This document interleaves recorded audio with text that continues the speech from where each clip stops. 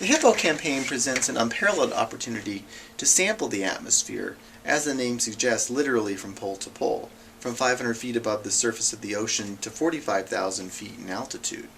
One of the unique opportunities we have during HIPPO is to make measurements in the Arctic atmosphere out of the sea ice in open leads. Here's a video I took during the last HIPPO campaign in November 2009.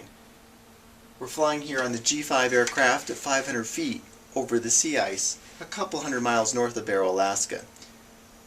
You're looking at the sea ice.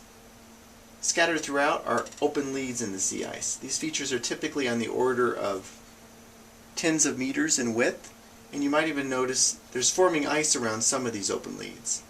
So why are we interested in these features? Well, it depends who you talk to. A person who makes measurements of ozone may have a different reason than I do. I make measurements of black carbon.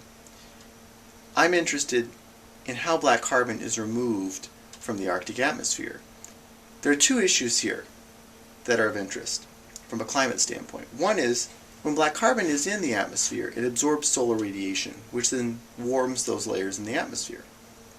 Two, when black carbon is removed, it's deposited to the snow or ice, where then it can absorb solar radiation and accelerate the loss of sea ice through warming. So these are two very important issues. The question is, how do they connect to the topic of open leads? Well, the hypothesis is that the open leads may facilitate bringing the black carbon from higher altitude down to near the surface, where then it can be removed by contact with the snow or sea ice. So this is one of the science questions we hope to address during the HIPPO campaign.